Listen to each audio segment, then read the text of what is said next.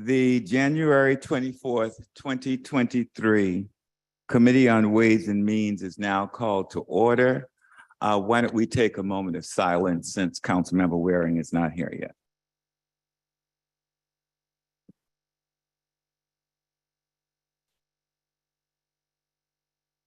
Amen. Approval of minutes, but the December 6th minutes are deferred for now. I move for approval of the January 10th meeting. Second.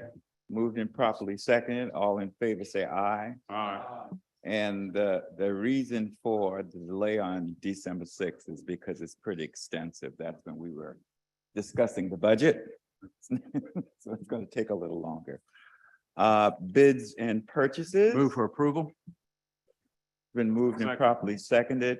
You know, just so the public knows what we're doing with regard to bids and purchases, the bids and purchases add up to about 3.5 million.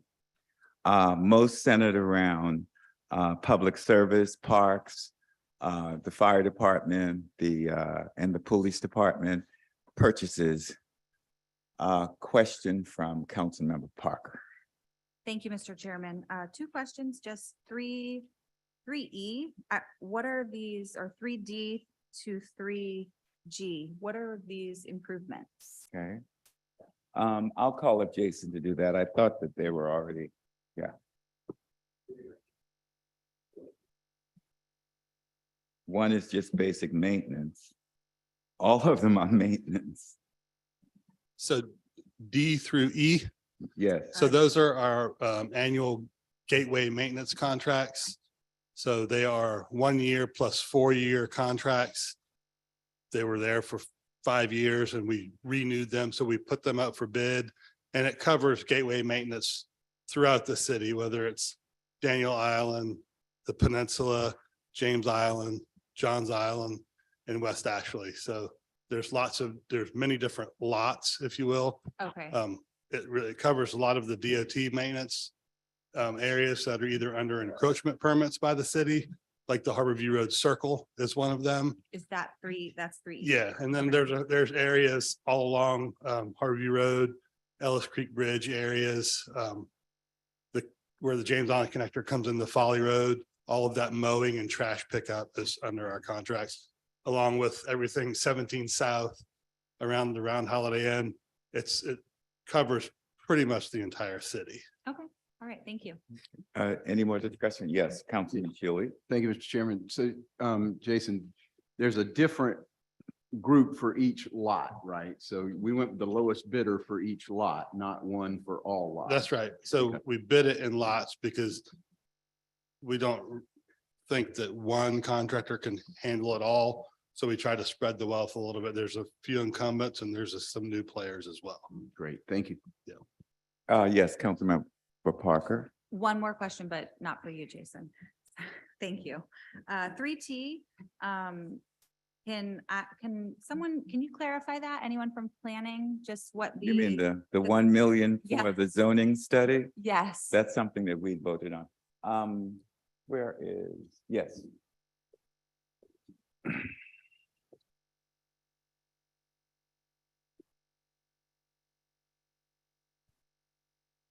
Yes, ma'am. Be happy to answer any questions you have on that. I mean, can you just give me, I read, the scope of work. Is this something that comes up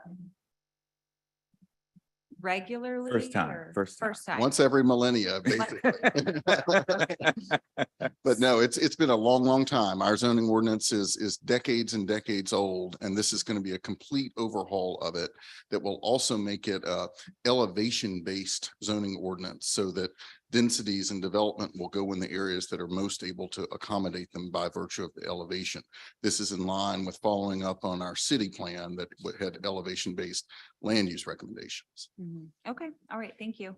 Yeah, this has been a long time coming, and I think it was Councilmember Appel who's been sort of hammering this forward. Now it's going to finally be a reality. Any more discussion? All in favor, say aye. The ayes have it. We just approved $3.5 million. Item 4, traffic and transportation approval. Second. Moved and properly seconded. Yes. Discussion, Councilman Shealy. Thank you, Mr. Chairman. I know there's been a lot of discussion over the years on this, approval for a hawk crosswalk. I know that there was discussion about it possibly being at Sycamore. And I'm just wondering, is that the case? Is it going to still be part of the Sycamore intersection on there? Okay, someone's coming from transportation. Thanks, man. Yes, sir. So the Charleston County project at Sycamore will still move forward. This is just a grant for the crossing for the bikeway.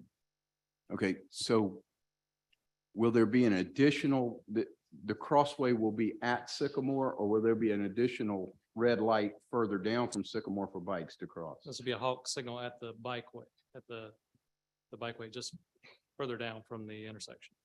All right, so we're going to be basically adding another red light to St. Andrews Boulevard. Well, this will be a halt signal, so it'll be pedestrian activated.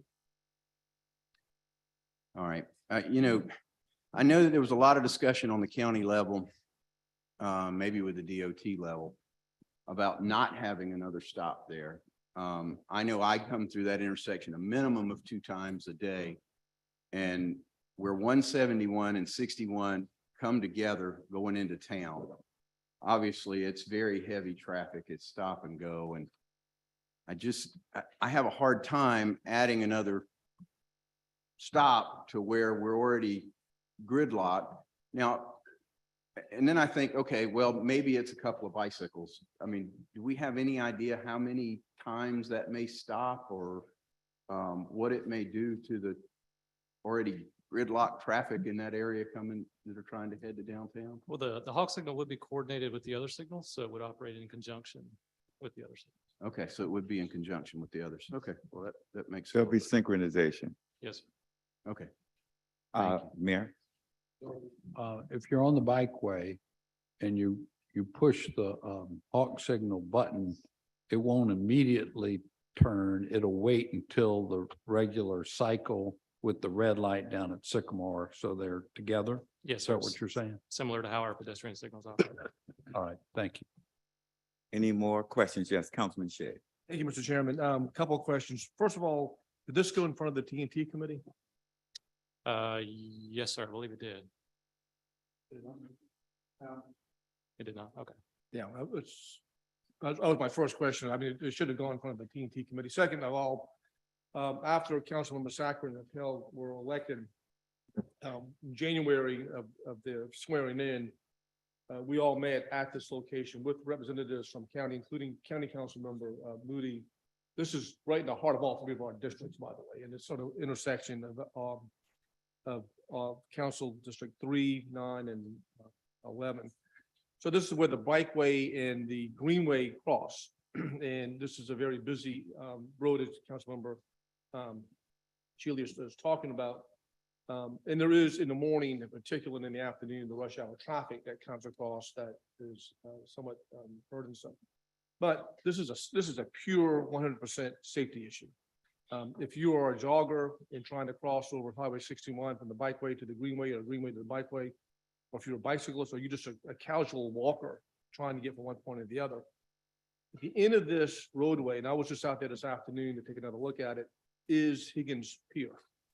So people having an access to go into Maryville, down Higgins Pier, this is the safest way of getting down there. And by the way, I was at Carlton Park this afternoon as well. Beautiful, isn't it? Absolutely beautiful. Unbelievable. So we have an opportunity here to provide a safety concern. And we talked about, if I remember this correctly, and maybe my colleagues can correct me on this, we tried to avoid the interruption of rush hour traffic. I travel, this is my way into work every morning. Councilmember Shealy probably with us, with you, because I pass by your office every day. And there is between 8 and 9 o'clock, a lot of traffic on Highway 61, Highway 7, and where there's mergers. But this is a safety issue. This is very critical that we try to get this done and work this out. I think it's going to have a huge impact on the residents located in that area. The other part of your question that I wanted to mention to you is that we have done some work on improving the intersection of Sycamore and 61. So there are on in the county's plans an improvement for crosswalks and for other improvements along the Sycamore. We've also got this big plan for the development of the old steakhouse, which is now a boat used car lot. So we're trying to get those plans off the ground, but that's the Ryan Steakhouse and the old CVS. So there's a whole plan of action for this intersection to tie in Sycamore with these plans. So it goes back to being a safety issues. I think we need to get this thing passed. I am somewhat perplexed it didn't go in front of TNT first. I mean, quite frankly, should have. Mayor Tecklenburg and then Chairman. Briefly point out that at this point, we're just applying for a grant. There's no sure shot here. I wouldn't say it's a long shot, but we've applied for many Bloomberg grants we didn't get. So happy, Mr. Chairman, to bring it to TNT. We're going to have plenty of time to talk about this before we would possibly be awarded the grant and then to accept it as well. Chairman Seeking. In a rare moment of agreement, that's what I was going to say too. I mean, this is just, let's get ourselves in a position where this money is available to us because it's for both design and construction. And then we can take up all the issues, particularly the traffic flow issue through there, because everything that's been said around this table is true. It's an incredible place. It's an accessibility and safety issue, but it is also that dividing line between the north side and the south side of West Ashley, essentially. So hopefully we'll get this money. We'll then put it to design. We'll get it through TNT and we'll make West Ashley and the city a better and safer place. And that's kind of how it works, I think. Any further discussion on item 4? If not, all in favor say aye. The ayes have it. Item 5. Moved and properly seconded. Any discussion on item 5? All in favor say aye. 6. Move for approval. Moved and properly seconded. Any discussion on item 6? All in favor say aye. Item 7. Moved and properly seconded. Any discussion? All in, yes. Just wanted to share that this is the bridge that we are not replacing. The bridge that we're replacing in the near future will have a new sidewalk for bikes and pedestrian. It currently doesn't have one, neither does this one. So this would make, when this occurs, along with the bridge replacement we're going to do, we'll have a continuous bike ped sidewalk along Thomas Island Drive, whereas there is none now. So it'll be a big improvement. Any further discussion? Not all in, Councilman Gray. Thank you, Mr. Chairman. Yeah, Mayor Tecklenburg, I'd add, so we still need to address from the end of the bridges down St. Thomas Island Drive till we hit Clements Ferry Road and then connecting with the Berkeley County Greenway at some point in the near future. So we still got that last half mile or so to address, but yeah, so good improvement. Thank you. Any further discussion? If not, all in favor say aye. Item 8. Second. Moved and properly seconded. Any discussion? All in favor say aye. Aye. Item 9. Second. Moved and properly seconded. Any discussion? All in favor say aye. Item 10. Second. All in favor say aye. Aye. Item 11. Councilmember Shealy. Thank you. It looks like there's no cost involved with the Michigan State thing. Is that correct? I think there's nothing. That's there. how I interpret it. Thank you. That's correct. Yeah. Any further questions or discussions? Don't ask. Don't ask. The voice of God. All in favor say aye. The ayes have it. Item 12. Moved and properly seconded. Any discussion? I don't hear that voice again. Okay. All in favor say aye. Aye. The ayes have it. I'll call on Chairman Appel for the report from the Committee on Real Estate. Great. Thank you, Chairman Gregory. The Committee on Real Estate met yesterday afternoon at 3:30. We had a full agenda, and I'm going to do my best to run through everything we discussed and voted on. The first item had to do with Seawee. And if you've been at Seawee over Brittlebank Park over the last few years and had trouble, doing an Instagram live or uploading to Snapchat or doing any other type of high intensity data calling, the police perhaps. Internet, mobile internet has been a challenge in some of these larger events we've had around the city. So this was a license agreement between the local Verizon entity and the city of Charleston to locate a cell tower on wheels at Brittlebank Park for 1 month only. It'll be temporary. And there was a discussion about the location and whether or not we can perhaps work with the parties to make it as visually appealing as possible. But that license agreement was unanimously approved.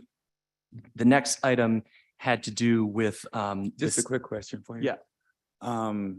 Wouldn't the location have more to do with being able to get the signal as opposed to whether or not it looks pretty? I'm going to just be real with you right now and tell you that I have no idea how this technology works. I trust, I'm just gonna own up to it.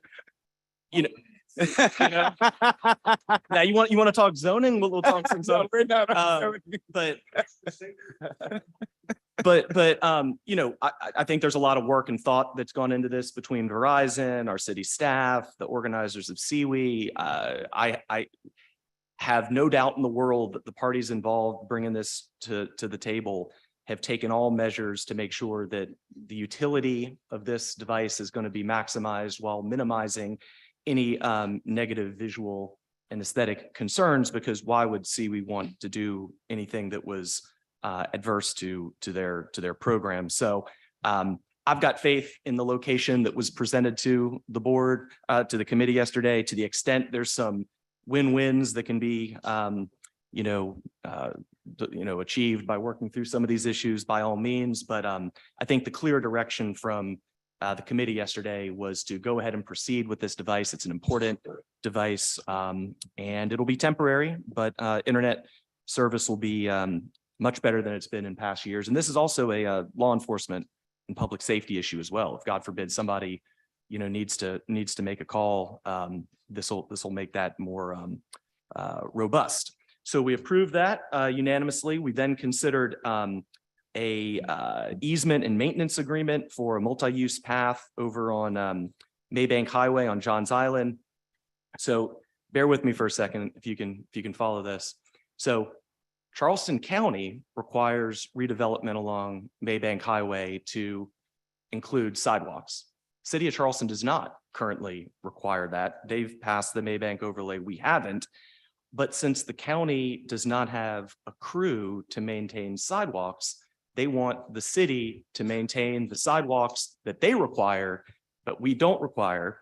And we've done this many times over the years, but we had a pretty good discussion about this yesterday at committee, and ultimately decided to advance this forward while opening the door to a conversation with the county to maybe provide us with some financial remuneration to, fulfill these maintenance obligations. I see Mr. Mayor has got a. Just to update, it was a coincidence, but I had a scheduled meeting with the new chair of county council this morning, Herb Sass. I brought this up with him. He's very open to having a discussion with us. He understands that wasn't quite fair. So we're going to work something out. With Awesome. somebody on Awesome. We're making some progress on this issue. So that sounds great. And it's a safety and livability issue for the folks on Johns Island. And as properties get developed, some more of this infrastructure can come into place and we'll have the means to maintain it. The next item on the agenda. Just a quick question. Yes, sir. Because the county funds most of the sidewalk. Was there any discussion on increasing in general the amount of money allocated to the city for sidewalks? We didn't get that far down the road. I know that there have been some significant investments in sidewalks citywide over the last few years. I think that as we've been talking about in recent months, having revenue streams that can support the maintenance of this infrastructure. I mean, we don't have dedicated transportation infrastructure funding, as we've long lamented around here, but that's a very important concept for us to be continuing to talk about. Yes, sir. Councilman.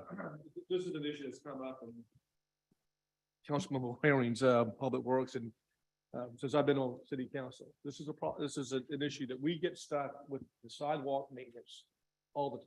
The state dumps these sidewalks on us, they are installed, if they're on state highways or roadways. The city's responsible for the maintenance of keeping these sidewalks. We get $0 from any government entity. Turn off your microphone. Open the door for me. Would you open that door for me? Thank you. Some of the seekings can come in, Oh, yeah. please. Thank you. Anyhow, we've gone around the block on this several times concerning the sidewalk maintenance on this. And Councilman Rappel has correctly described the issue on this particular, but we do need to have these sidewalks for safety issues. And so we need to get this done. But just for your clarification for this committee's response, understanding, we don't get any support for these sidewalks. Any further? Yes. Thank you, Mr. Chairman. Is it something, Councilmember Seekings, is this something we can take back to traffic and transportation and find out a way of formulating some type of agreement? I know you said or we don't need to bring it to committee. You're working on it. Right?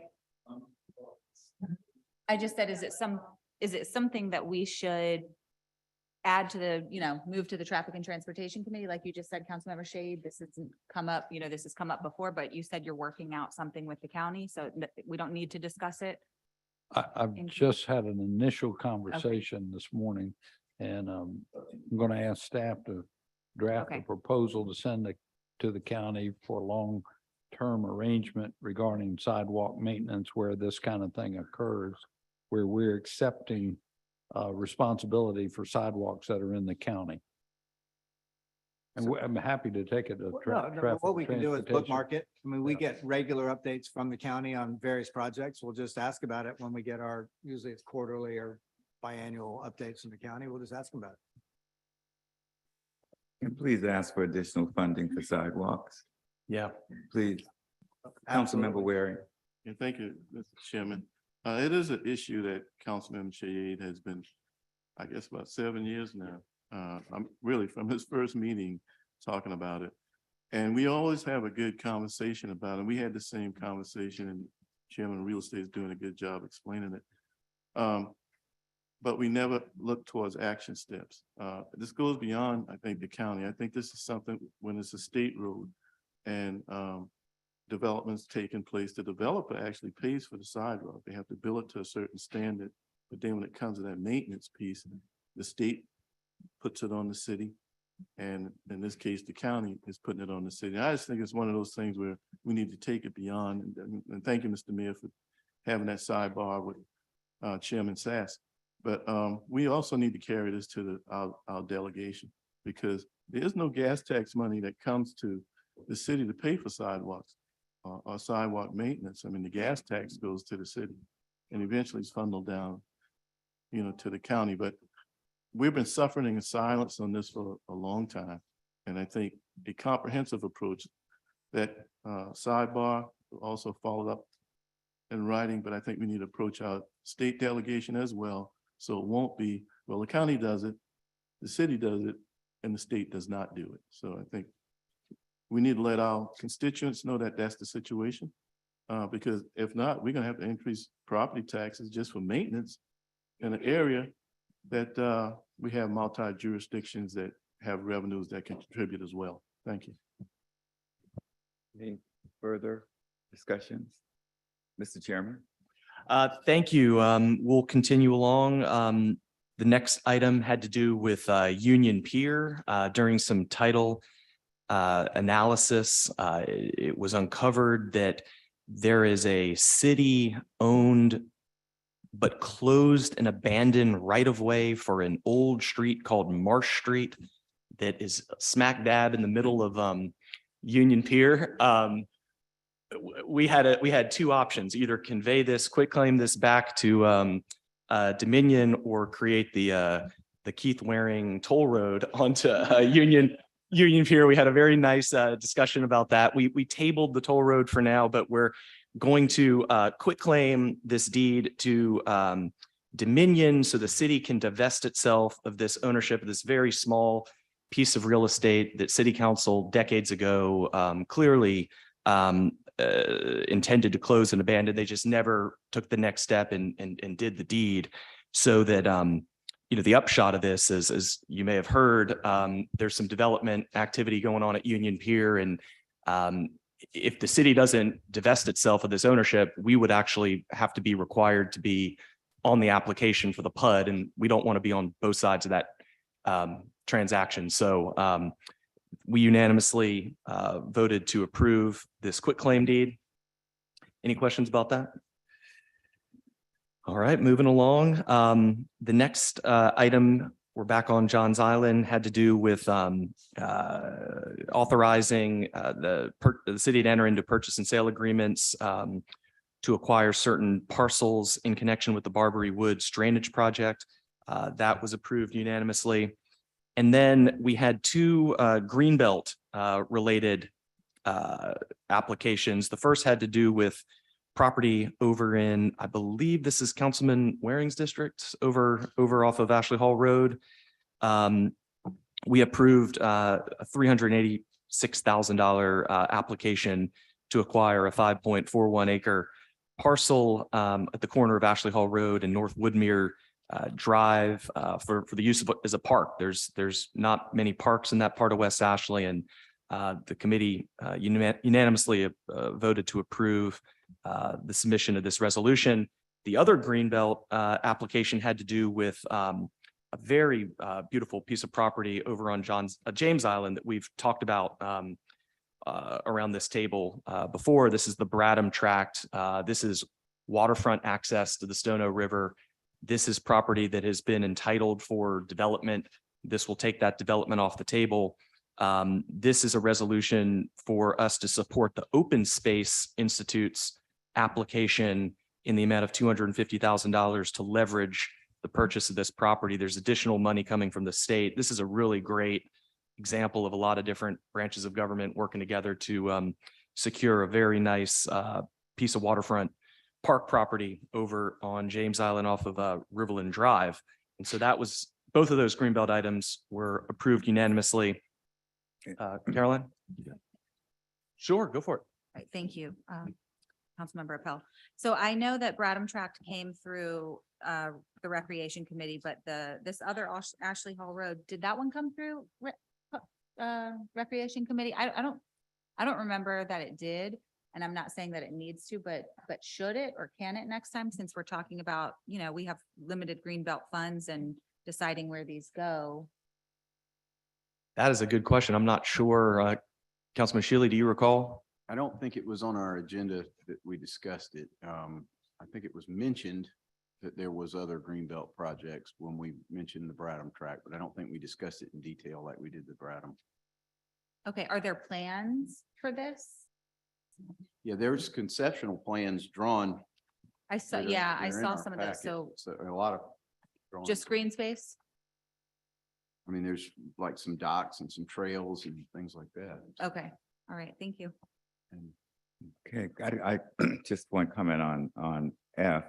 We're talking about approximately 19 acres. Correct. Right.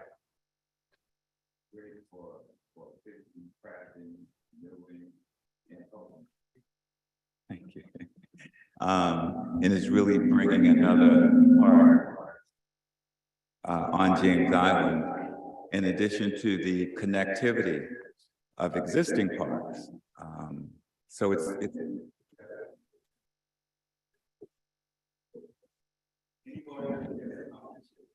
I just want to mention, certainly I'm for both of these Greenbelt projects. They're great. I did just, in that conceptual use plan, one of the roads is marked wrong on there, so we may need to correct that. It says Ashley Hall Plantation, which is another road in the area, just so there's no confusion. It is Ashley Hall Road is the road that it's on. So, thank you.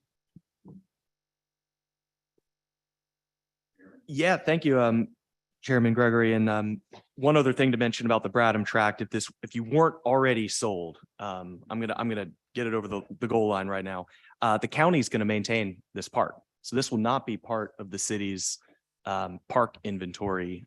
So this will be This is very close to James Island County Park, and the Charleston Parks and Recs Commission voted to accept this into their portfolio. So this will not be an ongoing maintenance and sort of operational constraint on the city, which we all know we've got our fair share of parks to keep up with it, as it is. So both of those Greenbelt applications were approved. The next item had to do with approval of a lease agreement for the ground floor of the James Lewis Affordable Housing Project.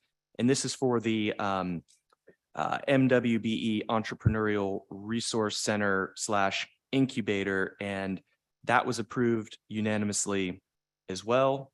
Councilman Seekings. Thank you, Mr. Chairman. I've got a number of questions about this one, please. So I see that we're spending $975 for upfit work. That is landlord's work. Is that the same thing, right? We're upfitting it. As the landlord, who's the tenant? We're the tenant. The Okay, city so- of Charleston is the So tenant. we're upfitting for ourselves. That's correct. And we have an, okay, we agree with ourselves. So then the next part of this, after we upfit it, it says that we're going to then go back to general operating budget going forward. Do we have any idea what that's going to look like? What the cost of that is going to be? Right. We're going to partner with the Small Business Administration, but we do plan, and we put it in the budget to hire one staff member who would act as manager of the center. Ruth Jordan is on line with the meeting. Ruth, can you add any detail to what I just said? Yes, sir. Thank you for the question. It has been approved in this year's budget, starting in the third quarter, to hire a project coordinator for the facility and a half part-time administrative assistant. And that was approved in the budget. And that cost will be starting to incur in the third quarter. So we'll be upfit, we'll have employee and a half, and then operations will ramp up from there in 2024. Yes, sir. 24 is when we're hoping to open the doors in the spring of 24. And just to let all of council know that nothing's in the bank, but we are applying for some funding from the state of South Carolina and also from the Small Business Administration to help us with operations of the center moving forward. They're both very interested. No guarantees, but we're seeking other funding to help us with it. Thank you, Mr. Chairman. No doubt, this is this is a great opportunity and we need to move forward with it. And Ms. Jordan gave a great presentation and I still need to get her to the Women's Commission, please, Ms. Jordan. Yes, ma'am. But, again, I'm looking at another $1 million and I know that this is ARPA funds.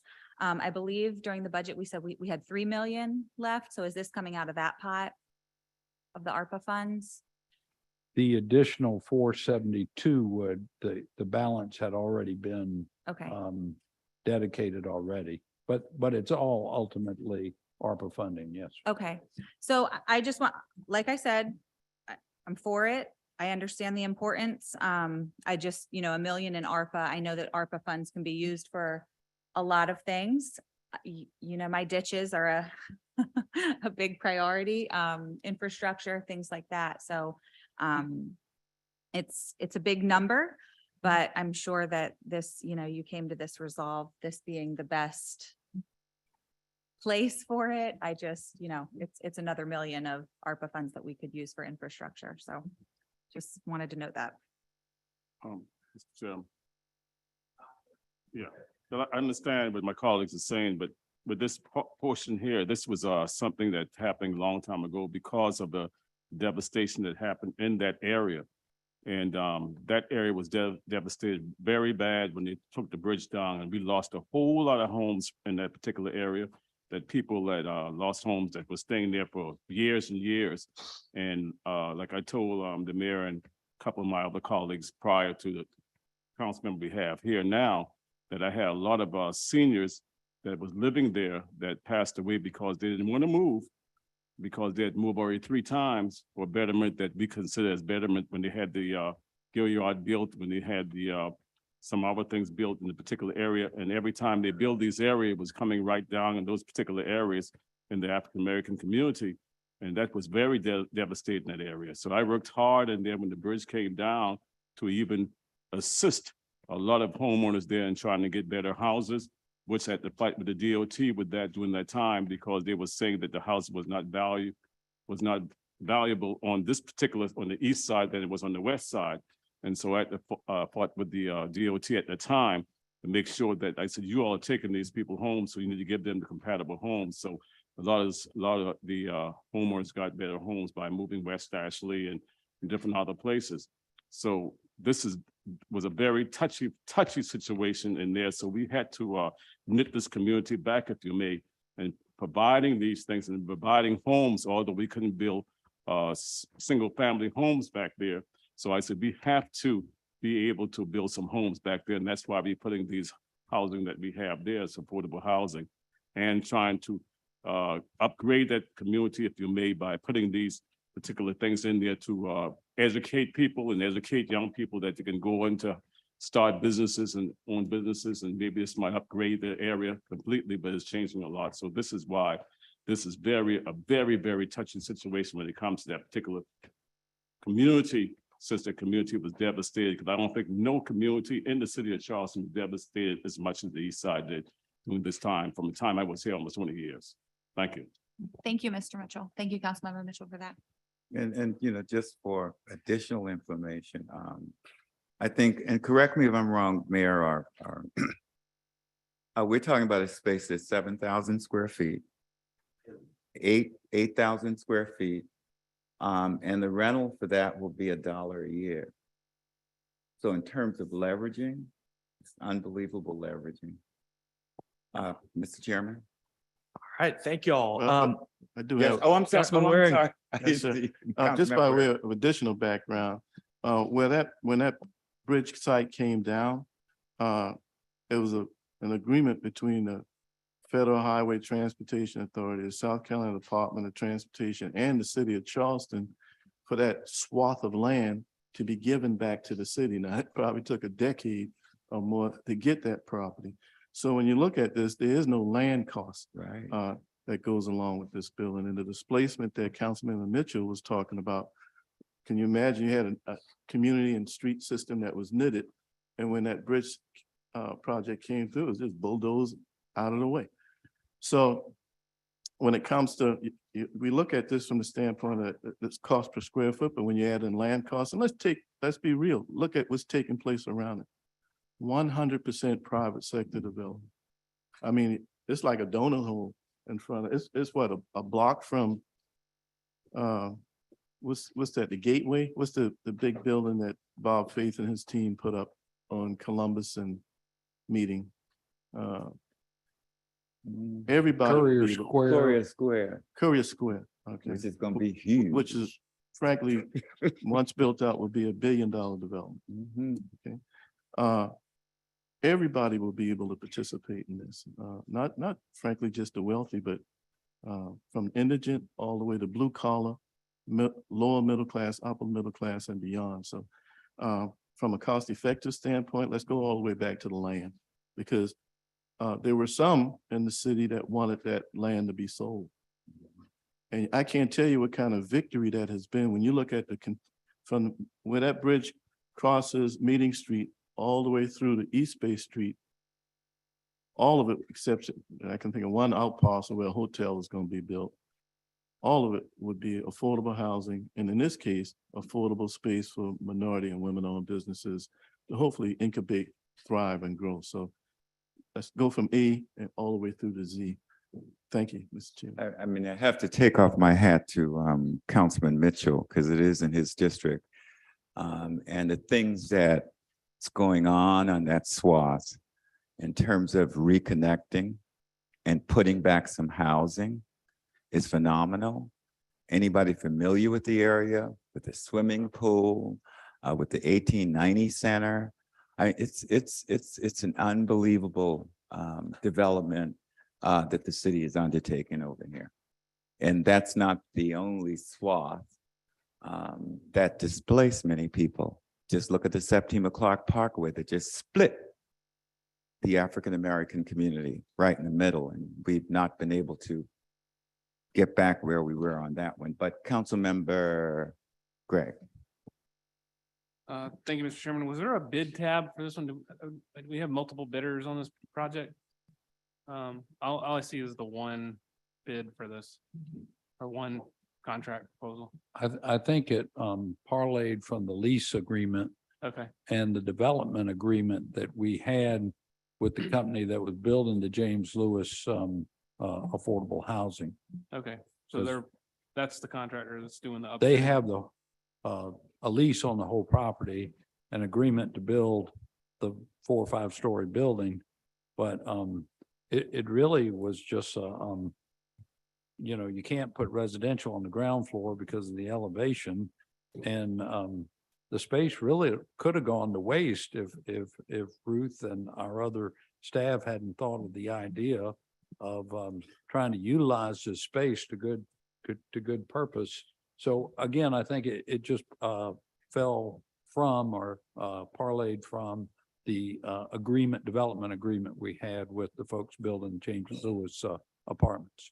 I mean, a phenomenal piece of staff work pulling this together in our Office of Minority and Business Enterprise. Mr. Chairman.